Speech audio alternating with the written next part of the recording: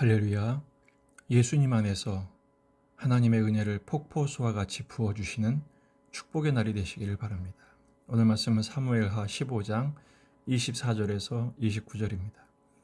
보라, 사독과 그와 함께한 모든 레위 사람도 하나님의 언약궤를 메우다가 하나님의 궤를 내려놓고 아비아달도 올라와서 모든 백성이 성에서 나오기를 기다리도다. 왕이 사독에게 이르되, 보라, 하나님의 궤를 성읍으로 도로 메어가라. 만일 내가 여호와 앞에서 은혜를 입으면 도로 나를 인도하사 내게 그 궤와 그 계신들을 보이시리라. 그러나 그가 이와 같이 말씀하시기를, 내가 너를 기뻐하지 아니한다 하시면 종이 여기 있사오니 선히 여기시는 대로 내게 행하시옵소서 하리라. 왕이 또 제사장 사독에게 이르되, 내가 선견자가 아니냐? 너는 너희의 두 아들 곧 내 아들 아히마아스와 아비아달의 아들 요나단을 데리고 평안히 성읍으로 돌아가라. 너희에게서 내게 알리는 소식이 올 때까지 내가 광야 나루터에서 기다리리라 하니라. 사독과 아비아달이 하나님의 궤를 예루살렘으로 도로 메어다 놓고 거기 머물러 있으니라. 아멘. 본문에 계시된 주님은 어떤 분이신가? 종교인이 아니라 복음의 은혜를 아는 신자가 되기를 원하십니다. 다윗의 피난 행렬이 시작되고 있습니다. 신하들과 백성들, 이방의 용병들이 다윗을 따라 행진하고 있죠. 본문에서는 그 가운데 사독과 또 아비아달 같은 레위인과 제사장들이 따르는 것을 설명하고 있습니다. 사독이 언약궤를 메어다가 내려놓고 아비아달도 다윗을 기다립니다. 그때 다윗이 사독에게 의외의 말을 합니다. 하나님의 궤를 도로 메어가라는 것입니다. 그러면서 하는 말이, 만일 은혜를 입으면 도로 나를 인도하사 궤와 계신들을 보이시리라. 내가 너를 기뻐하지 아니한다 하시면 종이 여기 있사오니 선히 여기시는 대로 행하시옵소서. 그러면서 사독과 아비아달에게 두 아들들과 함께 성읍으로 돌아갈 것을 명령합니다. 그러면서 소식을 줄 때까지 기다리겠다. 중요한 정보가 있으면 알려달라라는 부탁이죠. 결국은 사독과 아비아달이 하나님의 궤를 예루살렘에 도로 메어다 놓고 거기 머물게 됩니다. 두 가지 질문이 있습니다. 하나는, 사독과 아비아달은 왜 굳이 궤를 메고 왔을까요? 지금 다윗은 피난하는 중이었는데 말이죠. 그 이유는 다윗이 하나님의 궤를 얼마나 소중히 여기는지를 알았기 때문입니다. 언약궤가 귀환할 때 아이처럼 춤추며 기뻐했던 것을 알기 때문이죠. 또한 궤는 하나님의 임재의 상징입니다. 왕의 정통성을 인정하기 위함입니다. 다윗을 향한 충심을 이렇게 표현했던 것이죠. 또 한 가지 질문은, 그럼 다윗은 왜 그 궤를 거절하고 도로 가져가게 했을까요? 비록 정치적으로는 그가 도주하는 중이었지만 종교적인 지지 기반을 얻을 수 있는 절호의 찬스였음에도 불구하고 궤를 다시 물린 이유는 무엇일까요? 그 이유는 다윗은 하나님을 자신의 정치적인 목적을 위한 도구로 삼지 않기를 원했습니다. 전국을 전환시키거나 지금의 위기를 모면하는 수단으로 하나님을 조종하거나 하나님의 궤를 이용하기를 원치 않았던 것입니다. 보통 우리가 사람을 통제하려는 욕구를 갖게 됩니다. 그 본능은 하나님을 내 마음대로, 내가 원하는 대로 이용하려는 그 욕구에서 출발하는 것을 잊지 말아야 합니다. 다윗은 지금 큰 고난을 겪으면서 광야 시절의 영성을 차츰차츰 회복하고 있는 것이죠. 지난날 엘리와 그 두 아들 홈리와 비느하스가 전쟁터에서 하나님의 궤를 승리의 부적처럼 사용하다가 대패를 했던 적이 있었습니다. 하나님의 궤를 우상처럼 사용했던 것이죠. 다윗은 그 잘못을 반복하기를 원치 않았습니다. 위기를 모면하는 것보다 하나님의 뜻이 우선이었죠.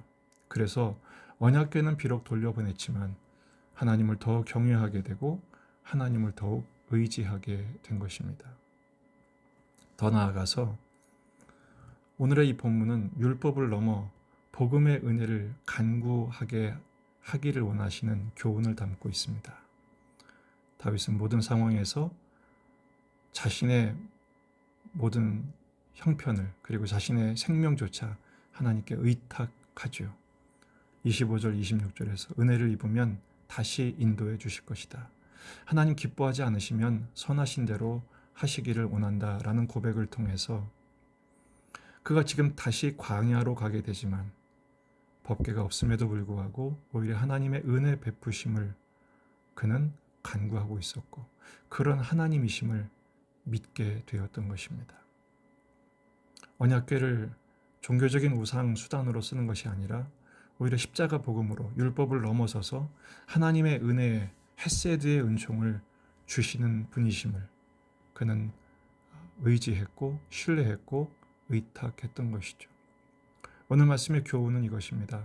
먼저 하나님이 기뻐하신 뜻이 무엇인지를 구할 줄 아는 주권신앙이 회복되어야 합니다. 사실상 다윗은 지금 모든 것을 잃은 상태입니다. 지금 생명을 부지하는 것도 어려운 상황입니다. 그런 절박한 상황 속에서 먼저 하나님의 뜻을 구했다는 것은 참으로 놀라운 일이죠. 그리고 그 하나님께 은혜를 간구하고 있습니다. 자신의 주제를 파악했기 때문입니다. 자기가 얼마나 심각한 죄인인지를 비로소 알게 되었죠. 그래서 하나님의 긍휼을 지금 요청하고 있는 것입니다. 하나님의 뜻을 먼저 찾고 있는 것입니다. 마가복음 14장 36절 이르시되 아빠 아버지여 아버지께는 모든 것이 가능하오니 이 잔을 내게서 옮기시옵소서. 그러나 나의 원대로 마시옵고 아버지의 원대로 하옵소서. 예수님의 겟세마네 동산에서 십자가를 지시기 전날 밤 땀방울이 떨어져 핏방울이 되기까지 간절히 기도하셨던 내용입니다. 하지만 우리는 이렇게 기도하지 않죠. 내 목적, 내 응답, 내 축복을 위해서 하나님의 도움을 구하는 정도의 기도에 그치고 있습니다. 이것은 종교인의 모습입니다. 이것도 나쁜 것은 아닙니다. 하지만 진정한 제자라면 좀 더 나아가야 합니다. 신앙을 내 필요를 채우는 수단으로 하는 것이 아니라 하나님의 뜻을 구하며 내가 그 뜻에 엎드리는 자, 그 뜻에 쓰임받는 자가 되기를 하나님의 처분에 의탁하는 자가 되기를 간구할 수 있어야 합니다. 바울도 자신의 육체의 가시를 위해서 기도했습니다. 하지만 거절을 당하죠. 그러나 바울은 오히려 기뻐했습니다. 도리어 크게 기뻐했다. 왜냐하면 자기 연약함 때문에 그리스도의 능력이 머물게 됨을 깨닫게 되었기 때문입니다. 그래서 그의 약한 것, 능력, 궁핍, 박해, 곤고를 도리어 기뻐하게 되었습니다. 왜냐하면 약할 때 강함되게 하시는 십자가의 복음의 능력을 깨달았기 때문입니다. 우리 역시 오늘의 현실이 이렇게 연약함과 궁핍과 결핍, 곤고함과 눈물의 시간을 통과할 수밖에 없는 이유는 이 바울의 기도가 우리의 기도가 되고 이 다윗의 선택이 우리의 선택이 되기를 원하시는 광야 학교의 한복판에 있기 때문입니다. 이렇게 기도하면 좋겠습니다. 하나님이 기뻐하시는 존재가 되게 하옵소서. 위기를 모면하거나 상황을 바꾸기 위한 방편이 아니라 하나님을 기뻐하고 또 하나님이 기뻐하시는 존재로 서로를 기뻐하고 사랑하는 그 관계로 인도해 주시도록 기도하고 하나님을 내 편으로 삼기 전에 십자가를 통과하여 내가 하나님 편에 서기를 결단하는 신앙이 되도록 기도하십시다. 때로는 징계처럼 보이는 일이 있다 할지라도 그 징계를 달게 받으면서 회개의 열매를 맺고 나의 연약함과 죄됨을 깨닫고 자비와 은혜를 간구하며 겸손히 엎드릴 때 약할 때 강함되게 하시는 십자가 복음의 능력을 체험하고 그것을 증언하는 삶을 살게 될 것입니다. 이 일에 순종하고 승리하는 저와 여러분이 되기를 주의 이름으로 축원합니다.